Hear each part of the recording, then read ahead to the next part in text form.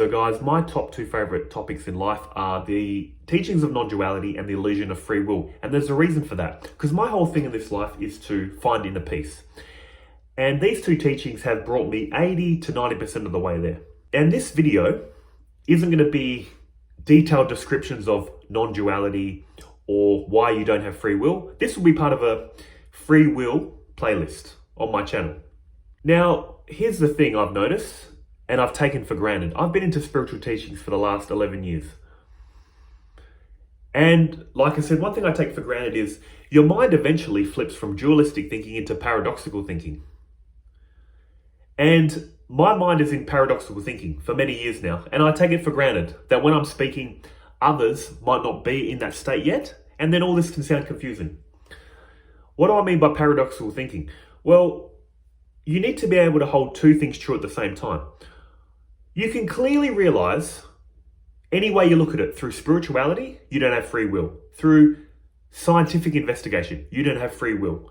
There's many ways to look at this, but however you come to this realization, you don't have free will, you still feel like you've got it. So how do we reconcile these two? Clear up all these misunderstandings and confusion.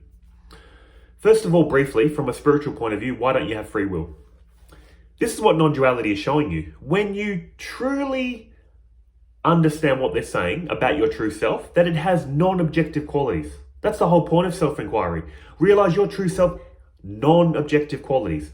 All objective qualities appear in time and space. But your true self is outside of time and space, in quotes, outside. It is the present moment. The present moment isn't in time. Time appears in the present moment. All causality happens in the present moment. So once you really understand that about yourself, it's common sense. You don't have free will. Your true self doesn't. It performs no action. But at the level of causation, this egoic self, pseudo self, the person that most people think they truly are in the worldly sense, and in the spiritual sense, you realize it's just an act. It's just a show. It still continues to make decisions and perform actions. And that's the thing people get caught up on, I think. I think when they hear me say, or anyone say, you don't have free will, it's like you're possessed by an entity where you don't want to grab something, but your hand's grabbing it and you're going, no, I don't want to grab it. It's not you feel possessed by something that's compelling you to do actions. It just means you feel like you've got free will, but on investigation, you realize you don't have it. It's no big deal. It reminds me of the sun setting. I've used this example many times. When I was a kid, I really thought the sun was setting. Literally. Then I was told it's just the earth tilting backwards. Now, when I watch the sunset, I still call it the sunset. I know it's just the earth tilting backwards, but it still looks like the sun setting. The realization the sun isn't setting didn't alter anything. It just gave me new enlightening knowledge about the sun. Same when you're driving down a long stretch of road in summer. There appears to be a puddle of water on the ground, especially in Australia. Very hot here. But there's no real puddle of water that you're driving towards. It's just a play of varying temperatures of air, light, and your eyes, creating the illusion, the mirage of water on the road. When you realize it's an illusion, the illusion doesn't vanish, it continues. Same with free will. When you truly thought you had free will, you felt like you had it. When you realize it's an illusion, you still feel like you have it. So again, how do we reconcile this? And also, why do we feel like we have it? Swami Vivekananda had this great quote: free will is a contradiction in terms. Because will happens at the level of causation, but your true self is always free. And that's why we feel like we have it. It's the same reason we feel like I'm this person. How is that? Getting back to non-duality. The realization of your true self is the realization of reality. Your true self is pure being, pure knowing. It is truth. It'll be like, just picture life like a movie and you're the movie screen. And you as the movie screen is the reality of the movie. There is only screen in a movie, isn't there, that all these images appear on. What's happened is you as the screen have identified with the character. The screen is real, but the screen has been lost in the character, thinking the character's real, and thinking everything that happens to the character is happening to the screen. It's not. What I'm getting at in this example is your true self is real. What is the definition of real, of truth and Advaita Vedanta? Self-evident and unchanging. Ever noticed how throughout your life, you felt like the same person? You've been getting older, your body's changing, thoughts are changing, feelings are changing, but you still feel like the same self running through. Why is that? Because your true self is real, is reality that the egoic self appears to, and then it gets entangled in.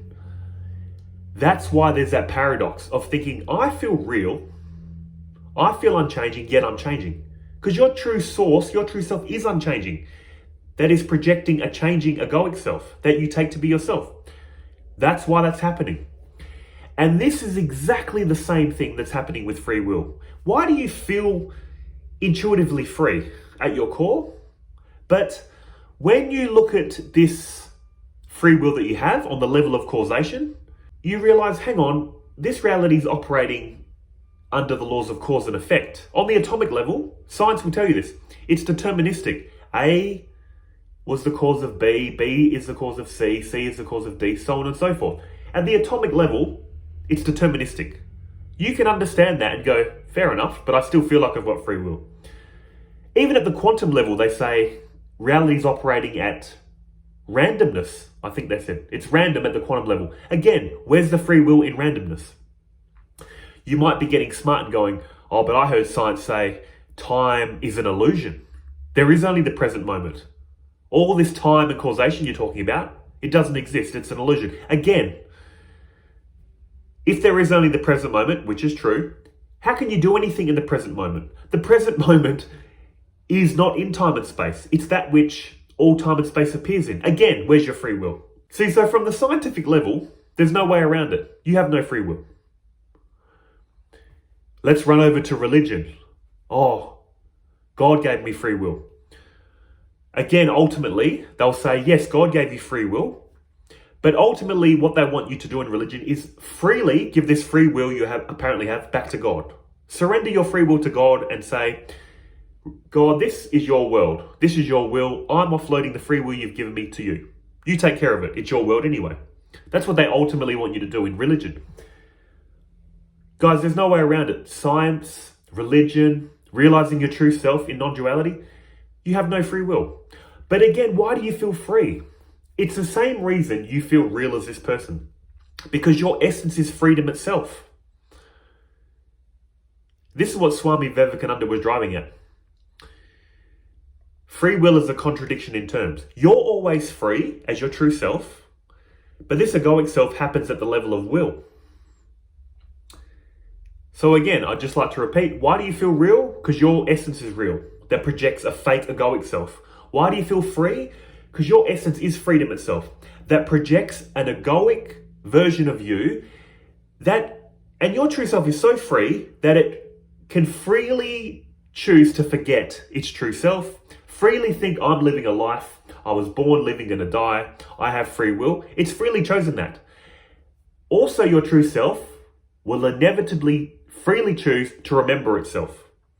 That's what I mean. It's total freedom. Freedom to feel and think it's limited. Freedom to realize its limitlessness. That is why you feel free. That will solve that paradox. That's what did it for me. That will solve the paradox in your head.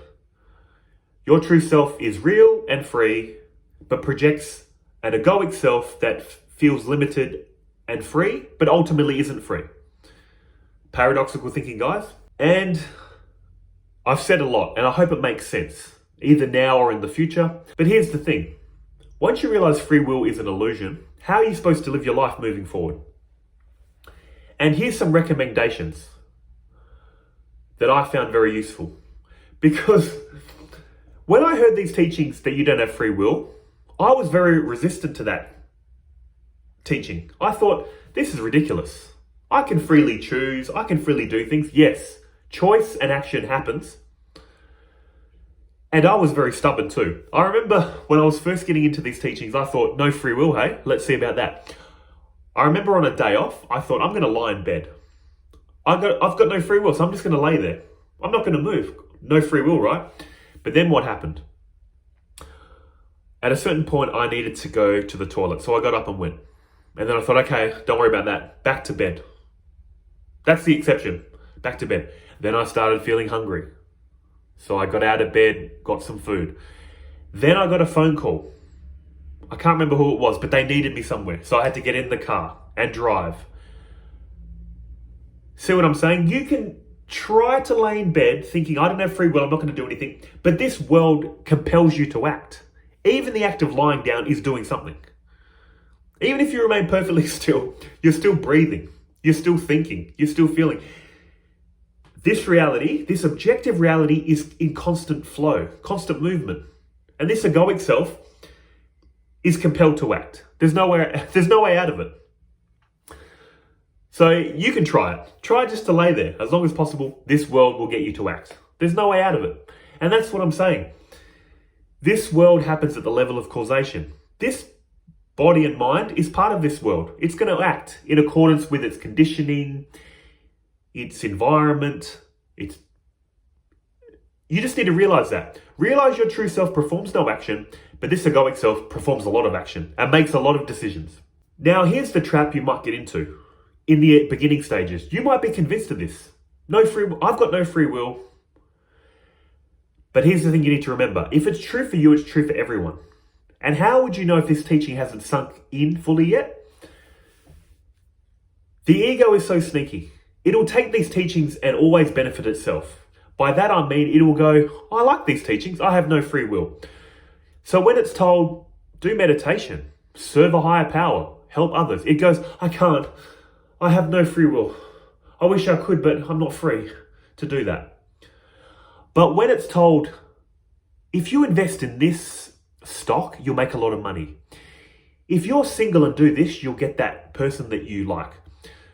What I'm saying is, when the ego thinks it can benefit, it's eagerly and freely doing things it wants. Eagerly trying to make money.